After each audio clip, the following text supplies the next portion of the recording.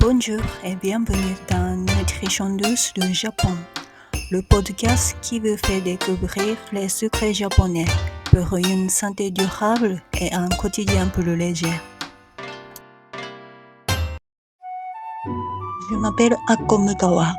Je suis diététicienne diplômée au Japon, directrice alimentaire d'Apprenti et titulaire d'un master en promotion et éducation pour la santé en France.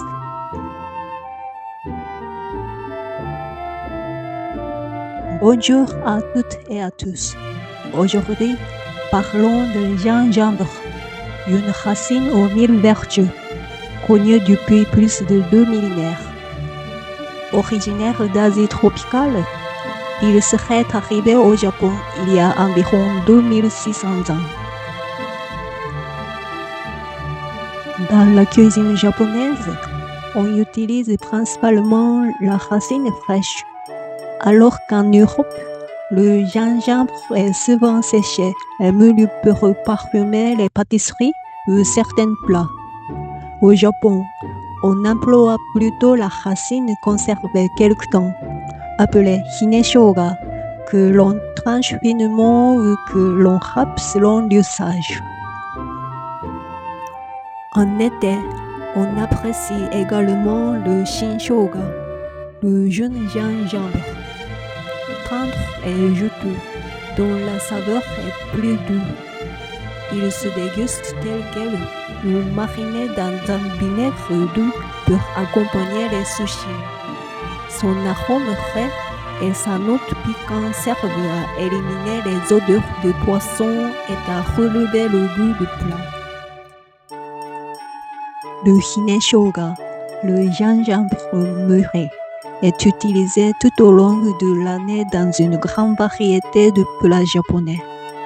C'est un ingrédient essentiel de célèbre porc sauté au gingembre, shogayaki, un plat simple mais réconfortant, de ce qu'on a parfois soudainement envie de retrouver. Sur le plan nutritionnel, le gingembre est fascinant. Il contient de gingerol et de shogaol, deux puissants antioxydants. Et il apporte aussi de la diastase, une enzyme qui aide à la digestion.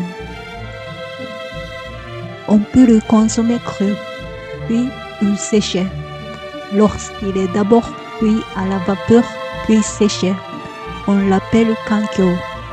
C'est une forme utilisée dans la médecine traditionnelle chinoise, réputée pour réchauffer le corps.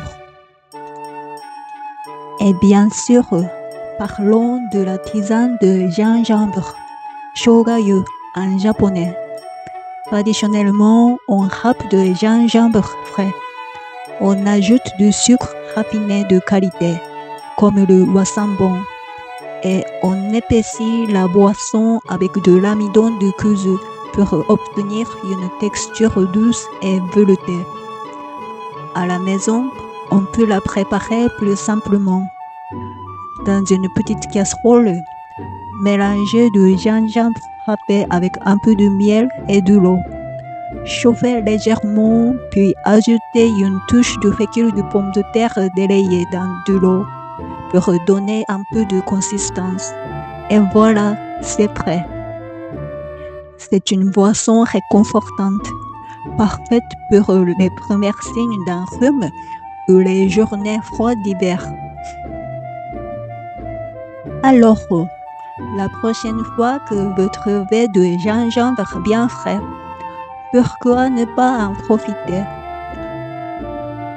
Préparez une tisane réconfortante ou ajoutez-en une touche à vos plats de viande ou de poisson pour une note vive et parfumée. Un peu de sauce soja et du gingembre frais sur un carpaccio ou dans un mijoté de viande. Et votre table prendra aussitôt un air japonais.